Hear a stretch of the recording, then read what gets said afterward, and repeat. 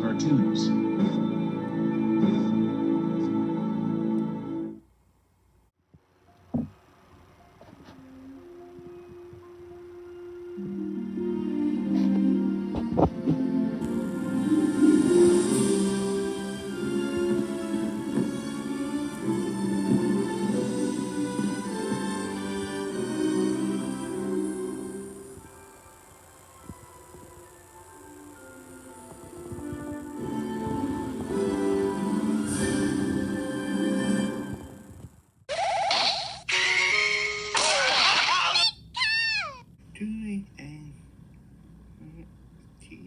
And more, might adopt it, fit and most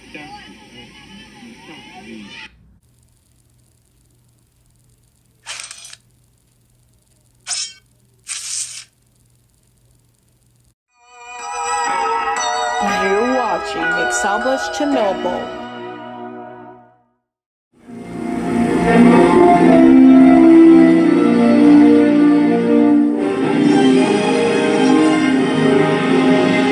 That answers your question.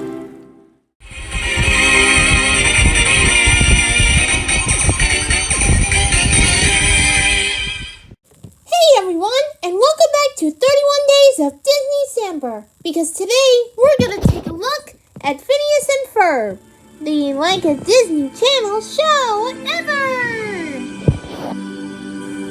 Yep, it's Disneycember with Doug Walker.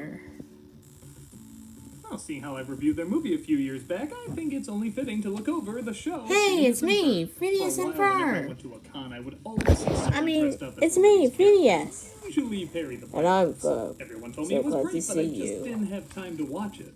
Well, thanks to Disneycember, it finally allowed me a chance to sit down and watch all the episodes, and yep, everybody's totally right.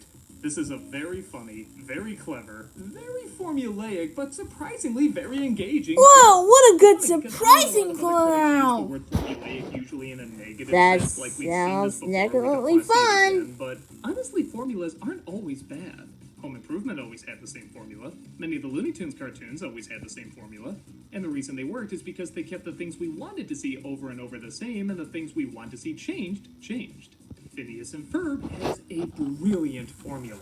That's brilliant! Phineas and Ferb are two little boys. Still who can't are wait over to the go on the Looking for show. something to do, they use their genius minds to somehow kinda sorta get in trouble. And what I mean by that is they do something amazing, like go into space or make the world's largest roller coaster or all sorts of crazy things like that, but they never get caught.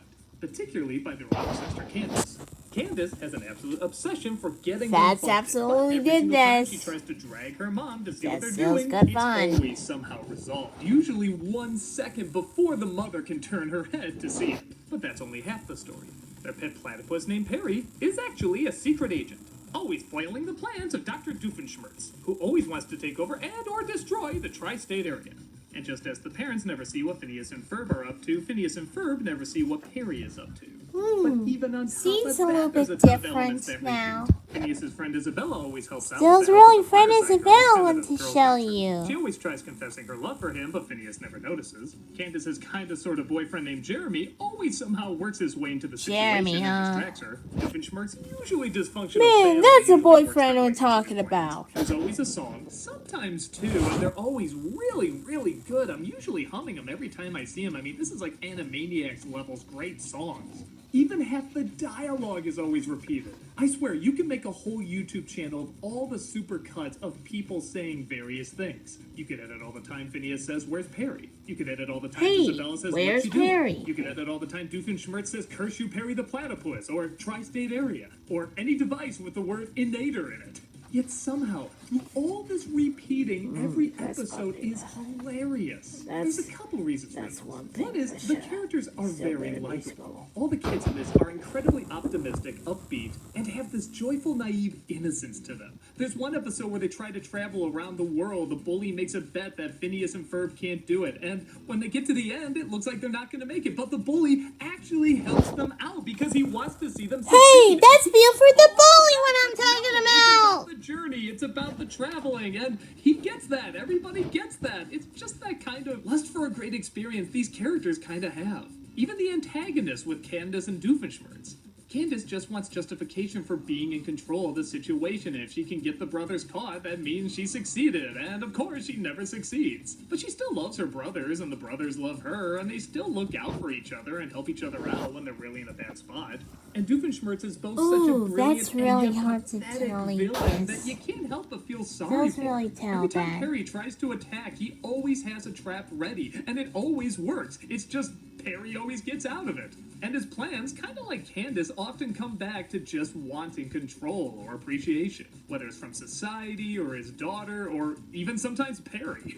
Like I said before, where the show really shines is what they change up. The different adventures they go on are always really imaginative and really big and over the top. Doofenshmirtz's evil schemes are always hilarious, and the way they're always thwarted is funny as well. The formula is so good and the variations are so clever, you actually look forward to the different ways they're going to do the same thing. I know that sounds like an oxymoron, but that's kind of how they make it work. The few times they don't do the formula and they have a different plot usually work as well. There's one episode where they jump Well, to it's the a good future, and, adventure, yeah, it isn't kinda feels it? like fan fiction, Still's a little but, bit grown up good now. fan fiction, like the kind you kind of say, That's what if you cool silly. to me an episode out of that? Well, they did, and it's pretty good. There's another one where they actually recreate the first episode, but they do it as a musical. And it's literally beat for beat the same thing. Well, that has to be boring, right? That can't be fun, but by God, they make it work because they're somehow showing that they're gonna do the exact same thing, and somehow people are kind of remembering it being done before, but are kind of on board Still's with a little it bit too, and then plain. they try to change the things That's that happened Still's a before little so bit they don't happen tougher. again, and they do it all in song, and oh God, this is so clever. Still There's missed even a it! Star Wars Still episode. missed Yeah, it! come on, we've seen these parodies over and over, but this one, again, actually adds kind of a different spin to it. It's the exact same story as Star Wars, with Luke and Han and Leia all doing the same thing, but there's kind of this side story going on with the Phineas and Ferb characters, and they're kind of helping them out on their trip without people even knowing. So in a Ooh, funny way, Star you could Wars, say it's man. all canon. Let's do them! Doofenshmirtz said he made a small version of the Death Star to crack walnuts, and the Empire just took a bigger take on it to blow up planets. Thanks, Rogue One. The only episode I can think of that wasn't awful, but wasn't that great either, was the Marvel crossover. the Marvel I know, you'd think crossover. that'd be great. There's so many things you can do with this, but the Marvel characters mostly play everything straight, except for an occasional weird line or weird action here and there, and I feel like they need. Oh, Marvel now. I feel like they were Still got a lot of probably trying to take it more superheroes. seriously, which kind of took away from the comedy for me. And I don't know, the Star Wars one was a good homage while also mocking it, and this one just felt like, well, there's Phineas and Ferb fighting with the Marvel characters. Have fun. And then there's this weird thing with Candace bonding with her brothers, and yet she's still gonna tell on them at the end. And I don't know, it didn't feel right. I know that kind of thing has happened in other shows, but they kind of work with it better. This one, I don't know, it felt rushed somehow. But again, I'm being super nitpicky. The majority of these shows are incredibly funny, and the songs are incredibly hummable. That's And the characters incredible. Are incredibly sweet, despite I can't them wait to living in a tell you world the that's other- the very next cynical and one. obviously plays on this predetermined fate that some of these characters are never gonna get what they want. So yeah, Phineas and Ferb sounds very goofy and formulaic, and it is, but that's Well, part of what makes the it so best great. of the It goes best. all the way with it. And it works hard perfecting its dialogue, its ideas, its characters. I feel like this is the closest thing to a new Looney Tunes we've ever gotten, even when they've tried to create other new Looney Tunes. Yeah, they're just kind of doing the same thing. This is legit new formulas that can be played with, and a lot of great comedy can and has come from. People are still talking about it even to this day, and I don't blame them. It's just so well developed. Every single time I think to myself, this will be the episode where I'll be sick of the formula. I'll say enough. Wow, They always find that's a new for twist sure. or a new angle to make it feel fresh again. If you I haven't love had a the chance to check it out classic, yet, too. do it. Whether you're a little kid that wants to feel smart like an adult, or an adult that wants to have fun like a little kid, this is the perfect show to do both. Well, I think that's it. See you tomorrow, game fans. Bye, guys.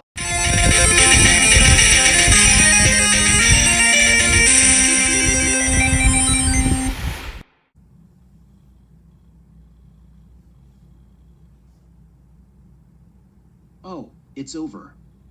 Well, guys, thanks for watching. Bye-bye. Well, that's it, folks. Bye-bye. Thanks for watching. Have a good time for Disney. Right.